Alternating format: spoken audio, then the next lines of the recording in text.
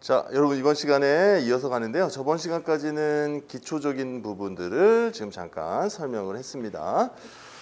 거기 한 10페이지 잠깐 보시면은요. 성분 원소 확인이라는 게 있어요. 요거는 이제 그 어떤 원소인지를 이제 찾아내시는 건데 그 중에 하나가 이제 불꽃 반응이라는 게 있네요. 그렇죠? 자, 성분 원소 확인 방법. 또 화합물의 종류, 어떤 원소가 있는지 확인하는 거예요. 그 성분 원소.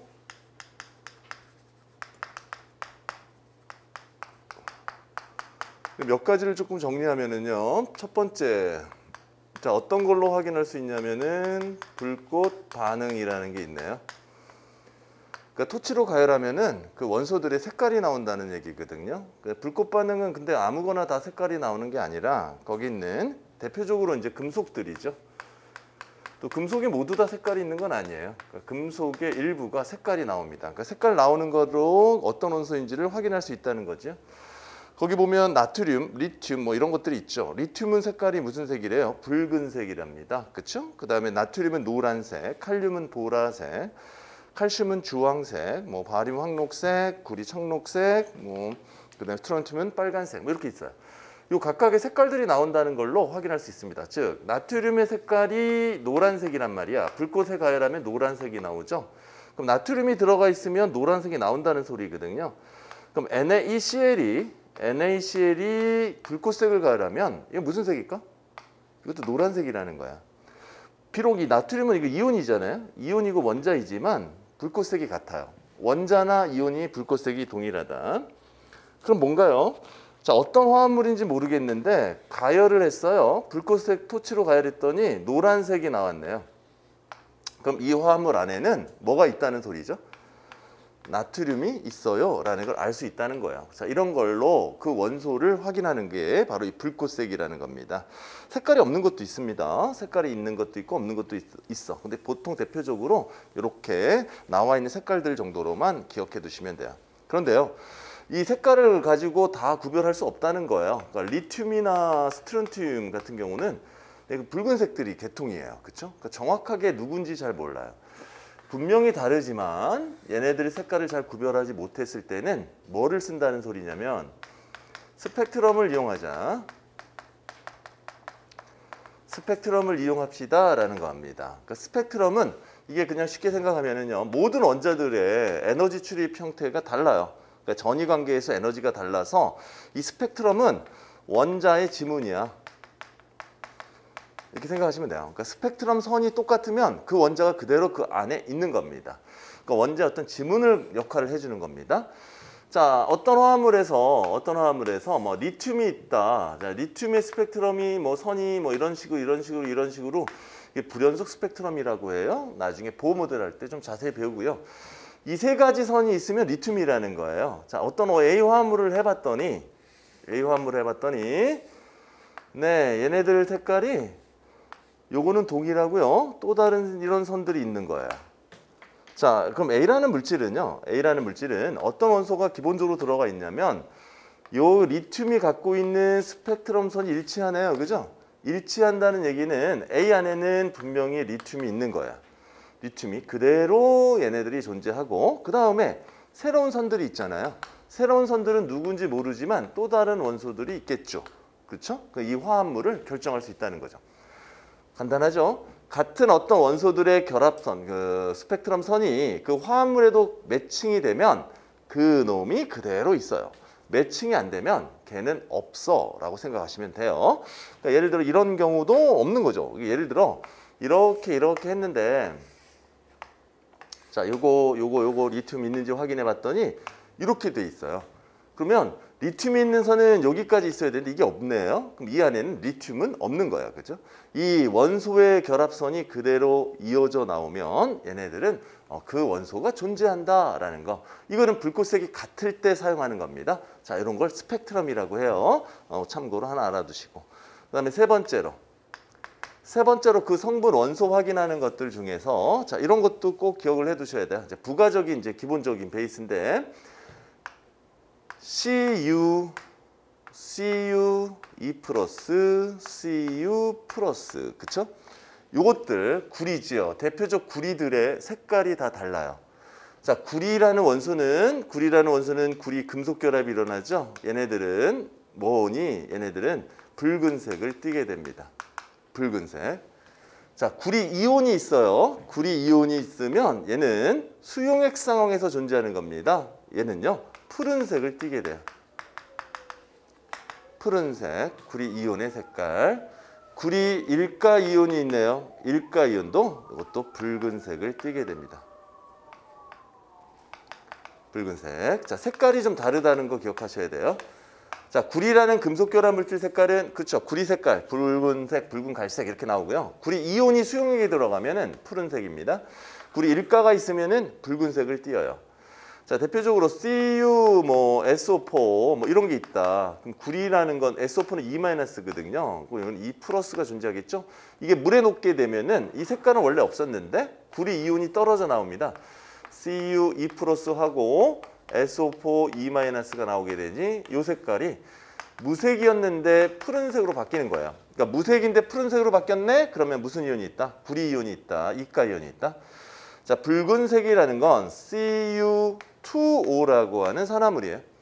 Cu2O가 이 자체가 붉은색을 띠어요. 이 자체 역시 이온 자체도 이게 플러스 1가고요. E-지요. 전하량이 0이 돼야 되니까 얘 하나 있잖아요. 1, E-, E- 똑같아요. E+. 합이 0이 돼야 되니까요. 플러스 1가가 돼야 되고요. 이 플러스 1가가 됐을 때 이 색깔 자체도 붉은 갈색 형태를 띠게 된다. 그러니까 1가의 구리가 있으면 붉은색이고요. 2가의 구리가 있으면 푸른색이다라는 거 색깔을 꼭 좀 확인해 주시면 됩니다. 기본적인 암기죠. 자, 네 번째로는 앙금이라는 게 있어요. 앙금 색깔. 자, 색을 조금 정리해 주시는 거예요. 자, 앙금 색깔, 앙금색을 가지고 어떤 원소들이 있는지 판단할 수 있습니다. 자, 앙금의 색깔, 앙금이라는 건요, 고체가 되는 거예요. 수용액과 수용액을 반응했을 때 고체로 가라앉는 물질을 앙금이라고 하는데 흰색이 있습니다. 얘네 줄 중에 흰색. 자, 흰색은 CO3E-와 SO4E- 이런 색깔, 이런 화합물을 갖는 이온 결합 물질은 색깔이 나오면 대부분이 흰색이 됩니다. 자, 제일 대표적인 게 얘네로 대표적인 건 칼슘 이온이 결합하는 경우에요. CaCO3, CaSO4. 자, 이런 것들은 흰색입니다. 앙금이에요. 고체입니다. 화학 반응식에 얘네들이 나왔다는 건 이제 고체이고 앙금이라는 걸 기억하시면 돼요. 전부 다 흰색이에요. 자, 바륨이라는 것도 마찬가지인데요. BaCO3, BaSO4. 자, 이런 것도 전부 다 흰색 앙금을 얘기합니다. 자, 대표적으로 또 은도 있어요. 은이 얘네들과 결합하는 경우입니다. CO3, Ag2SO4. 자, 이런 것 전부 다 흰색 앙금이에요. 이온은 거의 없고요. 붙어서 고체로 전부 다 가라앉아. 이게 앙금은 이렇게 가라앉는 거죠. 예, 수용액에 존재하지 않고 고체로 석출되는 걸 얘기합니다. 자, 이때 마그네슘 하나만 더 보면 마그네슘 MgCO3 있고요. 요거 흰색 앙금이에요. 근데 MgSO4는 앙금이 아니에요. 이건 앙금이 아니에요. 자, 이건 좀 암기하시는 게 낫죠. 그리고 제일 유명한 흰색 앙금은 AgCl이 있습니다. Ag, 염화은이라고 하는 거죠. 자, 이런 것도 흰색 앙금으로 이온으로 존재하지 않고요. 붙어서 앙금으로 없어집니다. 그 다음에 또 하나 유명한 앙금은 ZnS가 있습니다. 황화아연이라고 하는 거예요. 황화아연, 이것도 흰색 앙금이죠. 요거 흰색 앙금. 요게 아니지만 두 개는 흰색 앙금이고요. 요건 앙금 아니에요 라는 거 참고하시고 나머지 칼슘 바륨 은으로 되어 있는 건 앙금이 흰색입니다. 그러니까 SO4와 CO3가 앙금이에요 라고 하면은 무조건 흰색이야 라고 생각하시면 되고요. 두 번째, 노란색 앙금이 있어요. 색깔이 노랗게 해서 침전되는 앙금, 이온 결합 물질이 있습니다. 지금 이 앙금이라는 건 전부 다 지금 제가 말하는 건 이온 결합 물질을 얘기하는 거예요. 이온 결합에 대한 앙금 색깔. 자, 노란색 앙금은요. 어떤 거랑 결합하면 노란색이 주로 되냐면 아이오딘 이온과 결합하면은요. 노란색 앙금을 만드는 성향이 큽니다. 대표적인 거는요. PbI2라는 게 있어요. 아이오딘화 납이죠. 이온 결합 물질입니다. 노란색 앙금이에요. AgI가 있어요. 아이오딘과 결합해서 노란색 앙금이 되는 겁니다. 자, 기본적으로 꼭 기억하셔야 될 앙금 색깔입니다. 전부 다 침전이 되는 거야. 수용액이 존재하지 않는다는 겁니다. 자, 그 다음에 이런 게 또 있습니다. AgBr, 은이 결합하는 브로민이죠. 17조 원소들인데요.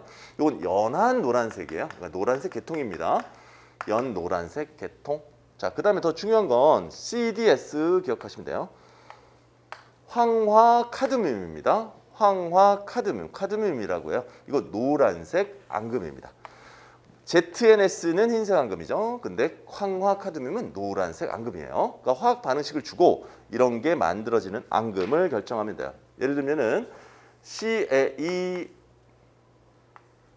CaOH2와 H2SO4가 반응을 한다. 그러면 CaSO4가 되고 H2가 됩니다. 뭐 이렇게 쓸 수 있겠어요. 자, 이때 이 반응이 일어날 때에 얘가 뭐예요? 앙금이에요 라는 걸 알아두시면 되는 겁니다. 그러니까 이 안에 이온은 얘네들 이온이 없네요. 그죠? 얘네들 물 분자로 없어지고 이거 전부 이온들이죠. 칼슘 이온과 수산화이온, 수소이온과 황화이온인데 이온으로 존재했다가 중화반응이라는 반응을 해서 이온 간의 반응에서 이게 형성이 됐잖아요. 이건 이온이 아니라 앙금으로 사라지는 거구나 라는 거. 또 아주 유명한 건 AgNO3라는 게 있어요. 질산은 그 다음에 NaCl이 반응합니다. 그러면 양이온 음이온이죠. 양이온 음이온이 반응해서 AgCl이 되고요. 이제 바깥의 것끼리 새롭게 만나고 안의 것끼리 만나서 NaNO3가 돼요. 자, 이렇게 되는 화학 반응이 진행이 돼요. 자, 이 반응도 앙금이 생성되는 반응입니다. AgCl, 이거 흰색 앙금이 생성되는 반응이죠. 즉 이렇게 이온 간의 반응에서 이온 결합물이 만들어졌을 때 이런 것들이 만들어지는 건 앙금이라고 기억하시고요. 그 앙금들의 색깔이 나온다는 걸 구별할 줄 알아야 돼요. 이런 거 몇 개 주고 다음 주 앙금색이 같은 거 고르세요, 다른 거 고르세요 하겠죠. 그런 것들을 여러분이 판단해 주시면 됩니다. 자, 3번. 이번에는 검은색 앙금이 있어요. 자, 대부분 이제 검은색의 앙금이 또 나오기도 하는데요. 이 검은색 앙금은 황화이온과 결합할 때가 검은색 앙금입니다. 황화이온과 결합한 건 대부분이 다 검은색이에요. 자, 뭐만 제외하고요. 얘와 얘도 황화이온과 결합한 물질들이지만 얘는 흰색과 노란색이죠. 요거 제외하고는 전부 다 검은색이에요. CUS, PBS, HGS 등등등등. 황화이온이 결합된 이온 결합물이 있다. 이거는 검은색 앙금이에요. 검은색 앙금. 색깔, 앙금 색깔 고르는 거 아주 간단한 문제인데요. 색깔을 모르면 못 구하죠. 좀 기억해 주시고요. 붉은색 앙금 다시 한번 보면 참고로 붉은색의 앙금이 있어요. 자, 붉은색 앙금은 하나만 아시면 돼요. Cu2O예요. 구리 1+가 붉은색이라 그랬죠. Cu2O. 자, 이거는 아이오딘 즉 알데하이드 반응할 때 아주 유명한 반응입니다. 알데하이드 할 때 생성되는 반응물의 어떤 생성물이거든요. 이것도 붉은색 앙금, 붉은색 앙금이다라고 생각하십시오. 자, 기본적으로 물질을 구별하는 방법, 앙금 색깔, 그 다음에 이런 것들 기억하시고, 다섯 번째로 또 기억해서 또 기본적인 거 정리 한번 해보죠. 다섯 번째로 또 알아두셔야 될 거는 다섯 번째로 여러분들이 꼭 기억할 거, 물질을 구별하는 데 있어서 아주 자주 쓰입니다. 자, H2O. 자, 물이 있는지 없는지 확인하는 방법입니다. 자, 반응 후 결과가 물이 생성됐는지 안 됐는지는 어떻게 할까요? 그 결과 물이 나왔을까 안 나왔을까 확인하는 방법은 염화 코발트 종이를 씁니다.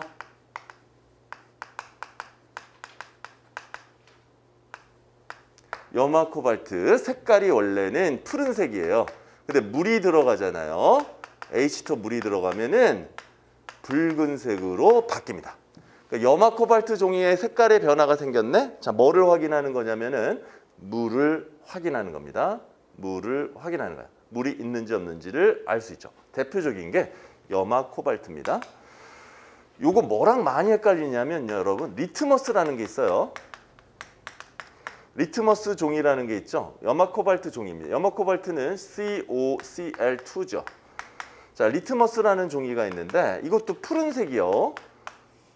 붉은색으로 바뀌는 과정이죠. 동일하거든요. 같은 종이. 근데 완전 다른 말입니다. 리트머스를 확인하는 거는요. 산성과 염기성을 확인하는 거예요. 푸른색은 염기성에서 푸른색이 띄고 산성으로 바뀌면 붉은색이 되는 거예요. 이건 물을 확인하는 건데 이거는요. 산과 염기의 성질을 확인하는 겁니다. 산성이냐 염기성이냐를 확인하는 거야. 완전 달라요. 근데 색깔 변화만 보고 헷갈릴 수 있습니다. 헷갈릴 수 있죠. 그걸 주의하시면 돼요. 자, 이거는 물을 확인하는 겁니다. 자, 그 다음에 물을 흡수하는 약품이 있어요. 확인과 흡수는 달라요. 흡수는 그걸 전부 다 발생한 H2O를 전부 다 먹어서 양적 계산을 할 때 쓰는 게 물을 흡수하는 겁니다. 물을 흡수하는 거. 자, 이 물을 흡수하는 걸 우린 건조제라 그래요. 물을 흡수하는 걸 건조제라 그래요. 자, 대표적으로 물을 흡수하는 건 황산 이런 겁니다. 황산. 자, 화학 반응에 황산을 넣었다. 그럼 여러분 이 문제는 그 반응이 일어나는 물을 H2를 흡수했다라고 생각하시면 돼요. 근데 어떤 황산을 써야 되냐면 진한 황산을 쓰는 겁니다. 묽은 황산이 아니에요. 진한, 아주 진한 황산, 한 98%짜리 황산을 쓰면 얘네들이 물을 흡수하게 됩니다. 이 물을 흡수하는 도구죠. 황산. 그 다음에 NaOH, 자, 수산화 나트륨이죠. 강한 염기성 물질이에요. 보통은 NaOH 또는 요거 KOH 이거 다 써도 상관없어요. 강염기성 물질입니다. 강한 염기성이라고 해요. 자, 요런 물질들도 물을 흡수하게 됩니다. 자, 이거는요. 이게 산성이거든요. 액성 자체가 이게 산성이죠. 강산이에요. 강한 염기성. 그 다음에 염화칼슘이라는 게 있어요. 염화칼슘 CaCl2. 자, 염화칼슘. 자, 크게 건조제로 쓰이는 거는 세 가지 형태예요. 근데 이 염화칼슘은 수소도 없고 OH도 없어요. 근데 중성이죠. 자, 얘는 중성기체입니다. 중성기체이기 때문에 산의 CO2, 산의 물과 그 다음에 염기에 있는 물을 액성에 상관없이 다 사용할 수 있고요. 얘는 산성이죠. 산성이기 때문에 산성에서 발생하는 H2를 흡수할 수밖에 없어요. 염기성에서 발생하는 거라면 중화 반응이 바로 일어나 버리죠. 이런 것들은 산성 건조제라 그러고요. 이런 것들은 염기성 건조제라 그래요. 그러니까 건조제인데 이렇게 물을 흡수하는 종류는 크게 세 가지가 있어요. 산성의, 염기성의, 중성의 건조제, 물을 흡수하는 건조제들이 있다라는 거 기억하시고, 특히 이런 것들은 조금 어렵게 표현하면요. 염기성이기 때문에 산성기체도 흡수해야 하네. 이 산성기체, SO2나 이런 것도 얘네들 모두 다 뭐하죠? 흡수해버려요. 그러니까 얘네들 쓸 때는 산성기체 나오는 걸 써서는 안 되는 거죠. 이 산성기체를 바로 흡수하니까 물만 먹는 게 아니라 기체도 먹잖아, 그죠? 그러니까 그걸 구별해야 돼요. 얘도 염기성 기체들을 흡수할 수 있어요. 뭐 대표적인 이제 암모니아 같은 거겠죠. 이런 게 발생하는 거면 물도 흡수하지만 암모니아도 흡수하니까 전체 질량이 달라져요. 물만 흡수한 게 아니에요. 그걸 좀 주의, 이런 걸 같이 있는 걸 써서는 안 되는 거죠. 근데 얘는 상관없어요. 중성 기체지. 물만 흡수하게 됩니다. 자, 이런 걸 물을 흡수하는 건조제야라는 걸 기억하시고요. 얘네들을 넣어서 실험을 했다는 얘기는 그 안에 물이 만들어지는 탈수 작용이 일어나는 실험을 한다라는 겁니다. 그러니까 건조제일 수도 있고 물이 빠지는 걸 뭐라 그래? 탈수 반응이라고 그러죠. 탈수에 관련된 반응을 기억해 두시면 돼요. 알았니? 자, 이것들이 기본적인 것들이에요. 그러니까 이런 용어들, 이런 것들이 무엇을 얘기하는지만 성분 원소를 여러분 가지고 판단해 주시면 됩니다.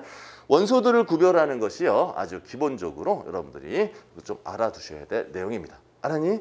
5가지로 종류를 거기에 10페이지, 11페이지에서 나와 있는 불꽃 반응과 스펙트럼 이외에 나머지도 확인했으니까 이건 암기하는 거거든요. 암기를 좀 해주시면 됩니다. 자, 이제 교재로 넘어가 볼게요. 제 12페이지 쪽으로 넘어가서 이제는 이제 좀 중요한 내용들이 되겠네요. 이제 기본적인 내용은 했고요. 이제도 지금 시작하는 건 원자에 대한 이제 양적 계산. 원자량 계산입니다. 화학식량을 계산하는 거죠. 화학식량과 반응식.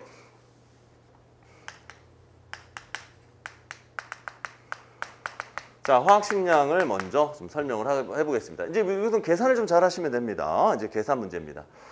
자, 화학식량에서 먼저 우리가 알아야 될 것은 무슨 양을 구하냐? 원자량을 알아야 돼요. 그 원자의 질량이 있겠죠? 그 원자의 질량을 계산해 주시는 방법, 원자의 질량이 무엇인가라는 걸 우리가 좀 확인 좀 해봐야 되는데, 일단 원자량에 대한 간단한 설명을 할게요. 그러니까 원자는 질량이 있어요. 원자는 양성자도 있고 중성자도 있고 주변에 뭐도 있니? 전자가 돌아다니는 이런 기본적인 구조라 그랬죠. 옥텟 규칙에 맞게끔 각각 이제 전자 껍질마다 전자가 들어갈 거예요.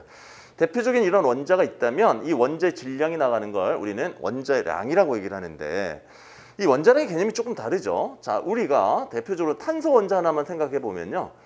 탄소라는 원자는 그죠? 아주 작은 거예요. 6개가 있겠죠? 전자 6개가 돌아요. 근데 입자들이 원자, 양성자나 전자는 그 양이 너무너무 작아요. 근데 이 탄소 원자는 실제 질량이 존재합니다. 실제 질량.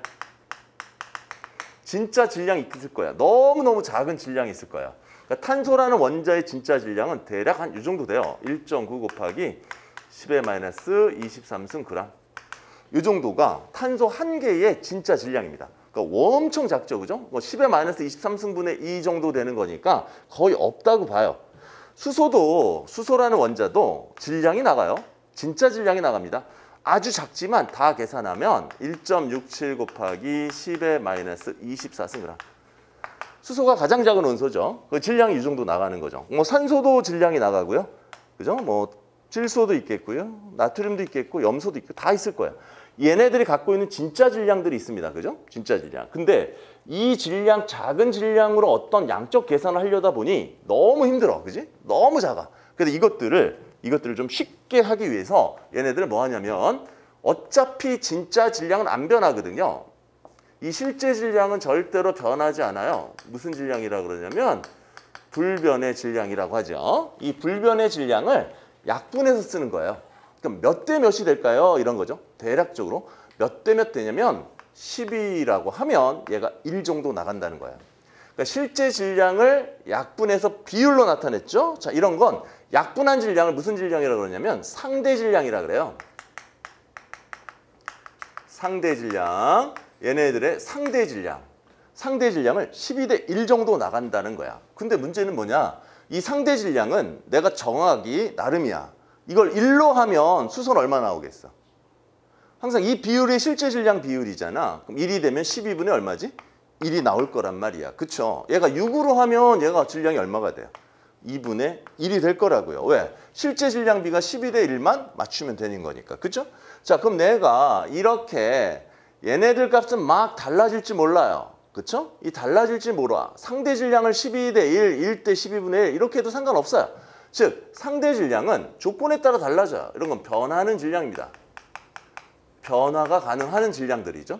근데 모든 걸 다 변하겠으면 나라마다 통일이 안 되니까 기준을 잡는 거예요. 자, 기준을 뭐로 잡니? 이 탄소를 기준으로 잡는 거죠. 탄소를 기준으로, 전 세계에서 기준으로 잡고 얘에 대한 비율로 원자량을 정하자. 자, 이 상대적 질량을 우리는 이걸 원자량이라고 얘기를 하는 거예요. 그러면 개념적으로 중요한 게 뭐냐면 실제 질량을 가지고 있는 이 질량비, 그죠? 실제 질량의 비는 절대로 변하지 않지만 상대 질량은 내가 기준이 어떻게 바뀌느냐에 따라서 이 원자량들은 변할 수 있다는 거예요. 즉, 이 원자량이라고 하는 거는 진짜 질량이 아니죠. 이건 무슨 질량입니까? 가짜 질량이에요. 그쵸? 가짜라는 것만 기억해 두세요. 근데 기준을 우리가 약속을 했잖아요. 이게 탄소를 기준으로 했기 때문에 얘네들 12, 그러면 이 탄소가 12일 때 산소 기준으로 해도 얘는 한 16 나오고요. 얘는 14 나오고요. 얘는 23 나오고요. 뭐 이렇다는 거예요. 얘를 기준으로 실제 질량들을 비율을 정해봤더니 12대 1이 나오듯이 이 기준도 이런 식으로 상대 질량비가 나오다는 얘기겠죠? 그럼 이런 건 또 대충 알 수 있겠죠? 이 산소의 실제 질량 얼마인지 알 수 있나? 이 질량과 이 질량의 비는 얘와 얘의 비랑 동일하잖아. 그럼 그 이거 갖다 해놓고 전개시키면 얘 구할 수도 있는 거 아니겠어요? 대략적인 거? 네, 그렇죠. 이런 거 이제 찾아나가는 게 이 화학식량의 내용입니다. 여러분이 기억할 거는 원자량은 가짜야, 그죠? 그럼 내가 원자량 이걸 6으로 하면 얘네들은 원자량이 얼마가 돼요? 2분의 1이 되겠고요. 얘는 얼마가 돼요? 8이 되겠고요. 얘는 얼마가 돼요? 7이 된다는 소리예요. 자, 이렇게 할 수도 있어요? 할 수 있어요. 기준을 내가 이걸로 잡으면 어쨌든 얘네들의 실제 질량비는 바뀌어 안 바뀌어? 안 바뀌거든요. 실제 질량비는 안 바뀌잖아, 그죠? 그러니까 원자량은 가짜 질량이구나라는 겁니다. 좀 편하게 쓰자는 거죠. 아주 작은 질량을 좀 크게 덩어리로 해놓고 쓰자. 알았니? 이게 원자량입니다. 그런데 이 원자량을 계산할 때 정말 12하고 1이냐 16이냐 이런 건 또 아닌 거예요. 왜? 이 원자량은요. 이 원자들 안에 보니까 무슨 원소들이 존재하냐면 동위 원소들이 존재해요. 동위 원소가 뭐냐면요. 요 탄소가 하나가 12짜리도 있지만 13짜리도 있고 질량이 14짜리도 있는 거예요. 그럼 하나의 원소에서 질량이 여러 개 갖는 원소들이 존재한다는 거죠. 이런 원소를 동위 원소라고 하는데 그럼 얘네들 원자량은 도대체 얼마로 잡는 거냐라는 거죠. 그 원자량을 12로 잡았다는 얘기는 이 여러 가지 원자들의 무엇을 내는 거니? 평균값을 내자는 얘기입니다. 자, 따라서 원자량 여기서 여러분이 기억할 것은 원자량은 가짜 질량이에요. 얘네들의 상대적 값을 비교해서 나타낸 값이 원자량이구나라는 것만 아시면 돼요. 그러니까 실제 질량과 원자량은 다른 거죠. 비교값이고요. 진짜 값이에요. 근데 이 원자량을 결정할 때 문제가 하나 발생해요. 그래서 이제 설명할 중요한 게 바로 무슨 원소가 있냐면 이 모든 원자는 무슨 원소? 동위 원소가 존재한다는 거예요. 동위 원소를 좀 기억을 하자. 자, 동위 원소는 무슨 원소냐면은요. 동위 원소의 정의는 원자 번호는 같고 질량수가 다른 원소를 얘기합니다. 자, 원자의 번호는 똑같은데 뭐가 다르다? 질량수가 달라요. 다시 얘기하면 원자 번호는 플러스 양성자 수잖아요. 근데 질량수는 양성자와 중성자 수거든요. 그럼 이 문제가 의미하는 건 양성자 수는 똑같잖아요. 뭐가 다르다? 중성자 수가 다른 원소, 이걸 동위 원소라고 합니다. 다시 얘기해서 양성자 수는 같고 원자 번호 같다는 건 양성자 수는 같고 중성자 수가 뭐하다? 중성자 수가 다른 원소를 얘기하는 거고 또 하나 양성자가 똑같으면요. 같은 원소예요. 즉 화학적 성질이 뭐하다? 화학적 성질이 같고 자, 질량만 달라요. 질량만 다르다는 건 물리적 성질을 얘기하겠죠. 물리적 성질이 다른 원소. 자, 이런 걸 우리는 동위원소라고 얘기를 합니다. 동위원소. 자, 대표적 동위원소, 수소 동위원소가 있어요. 우리가 수소라 그래서 수소 원자량을 1이라고 하지만 수소는요. 질량수, 원자번호 1이죠. 1짜리가 있고요. 2짜리가 있고요. 3짜리가 있어요.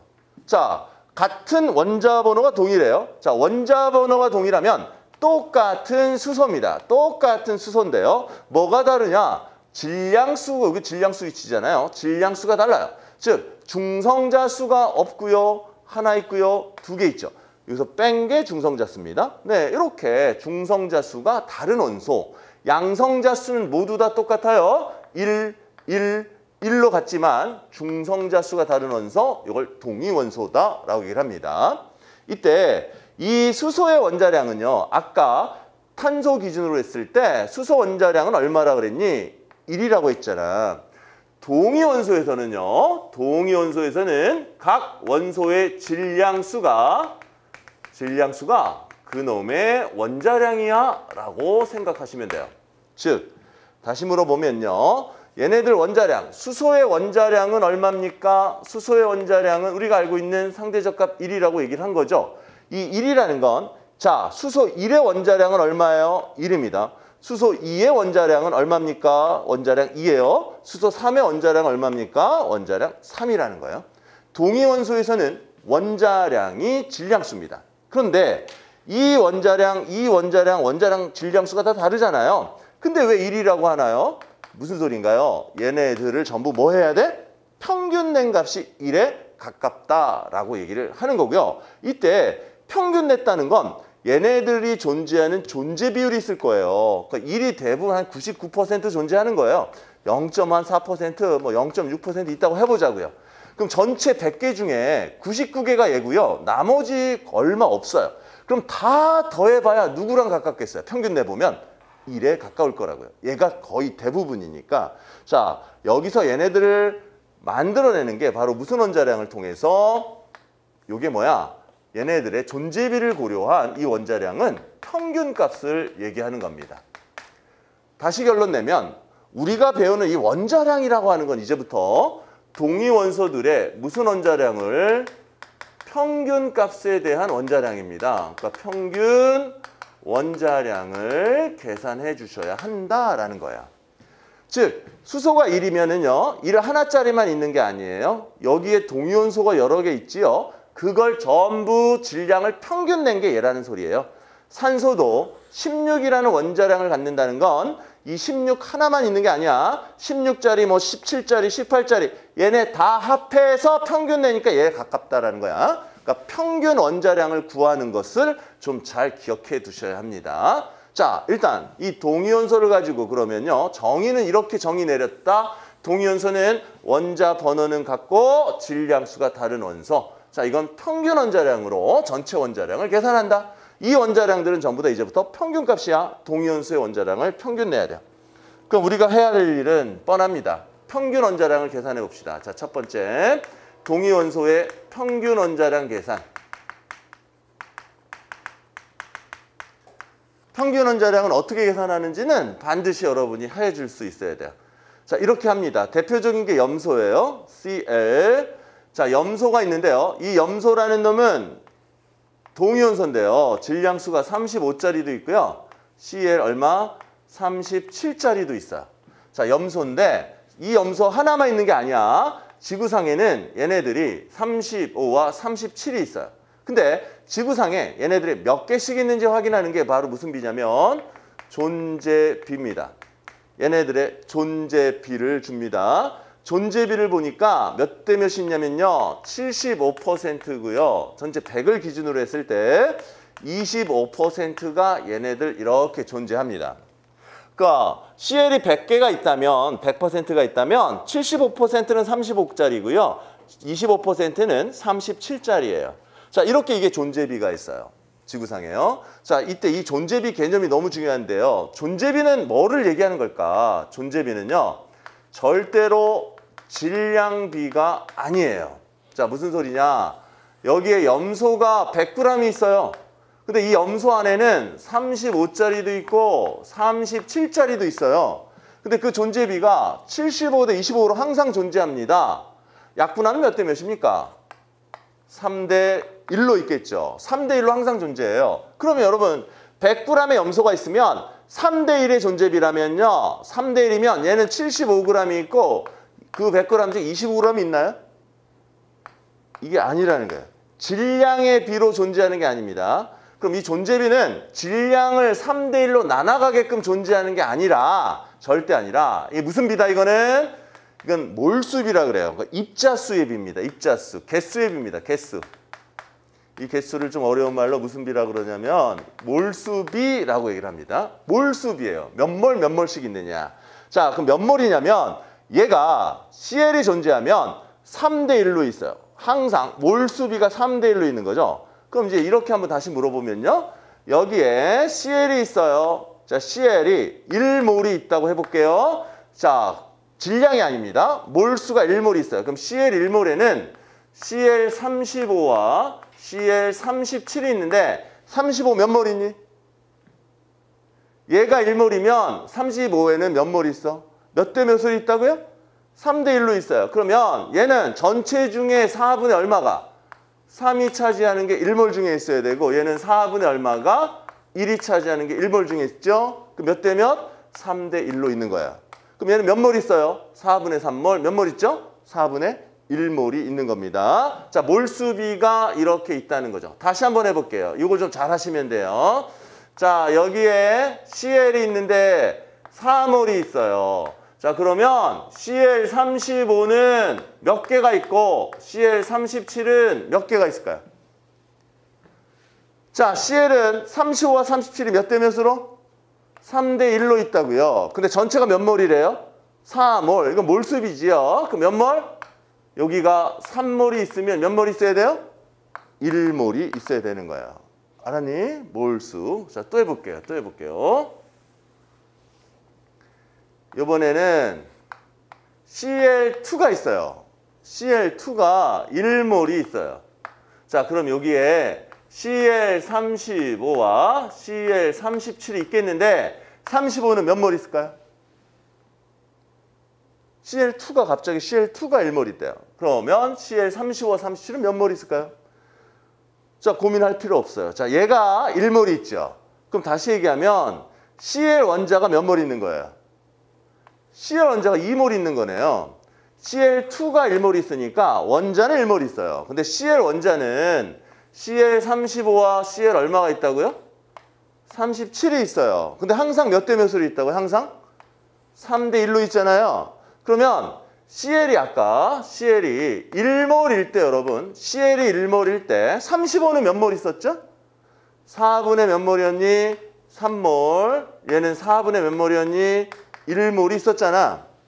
얘가 1몰일 때 3대 1로 나눠가니 이거 합하면 1몰 돼야죠. 그죠? 4분의 3몰과 4분의 1몰. 그런데 지금 Cl2, Cl2가 1몰이라 그랬지? 그럼 이 Cl2가 1몰이 아니라 몇 몰 있다는 소리라?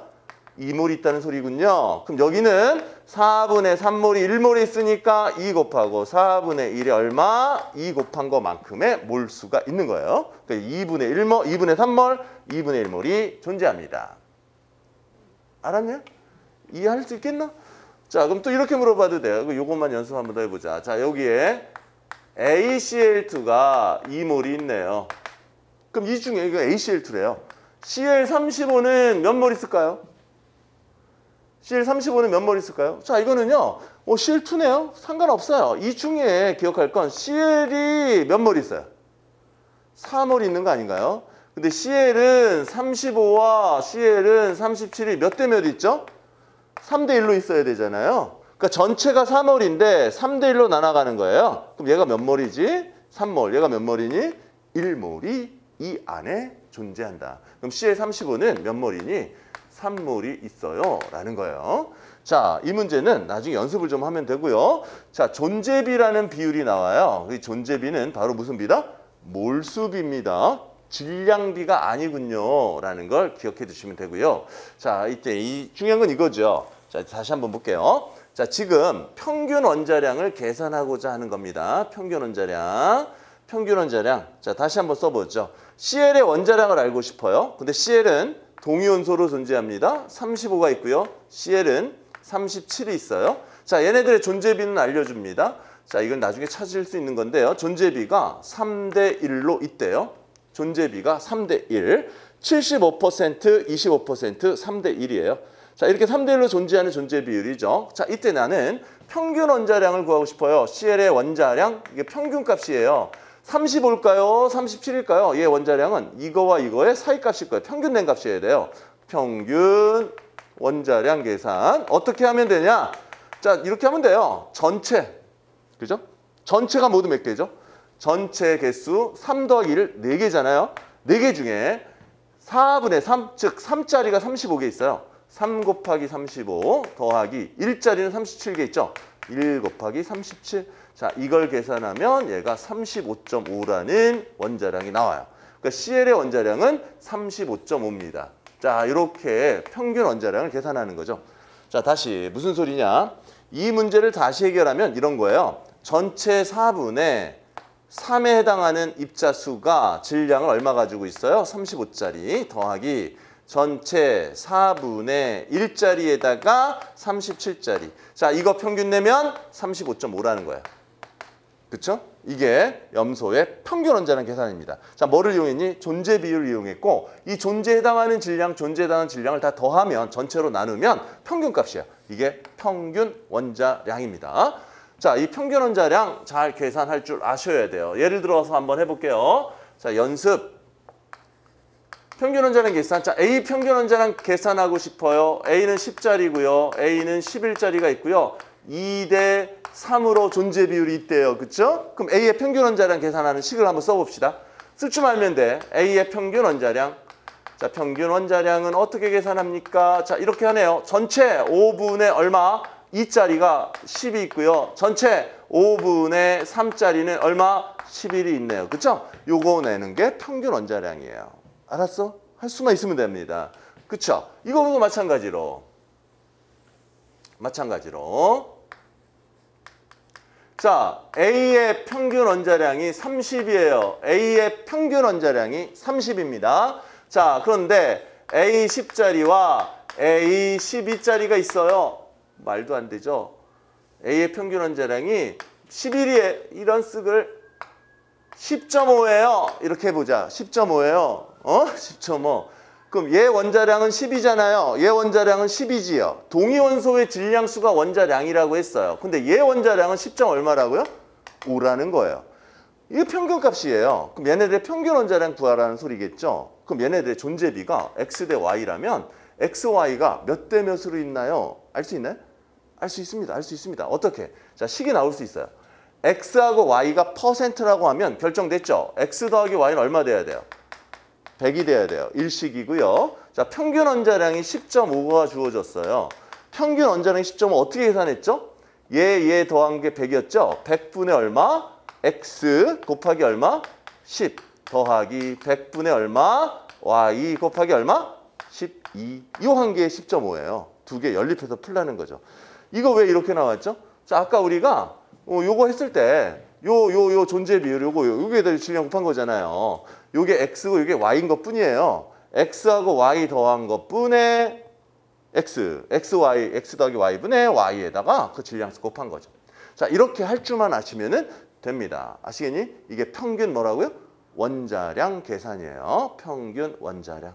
자, 이 시간에는 평균 원자량 계산만 할 줄 아시면 됩니다. 평균 분자량 계산은요, 우리가 정규 시간에 더 플러스로 설명할 거고요. 평균 원자량 계산만 해주시기를 부탁합니다. 알았습니까? 이해하겠니? 평균 원자량 식. 이거 하나 일반식으로 한번 만들어 볼게요. 일반식 하나로 만들어서 확인 마무리할게요. 자, 평균 원자량입니다. 그러니까 평균 낸 원자량. 동위원소가 있기 때문에 그 원자량 자체가 실제 원자량이 아니에요. 그래서 일단 확인하는 건데, 연습 평균 원자량을 구하는 연습. 자, A라는 원자의 평균 원자량 구하고 싶은데 A 동위원소는 이렇게 있고 얘네들의 존재비가 x 대 y다라고 한번 해볼게요. 이때 A 평균 원자량 구하는 식을 한번 만들어 보자. A의 평균 원자량 어떻게 하면 되죠? x 더하기 y분의 얼마?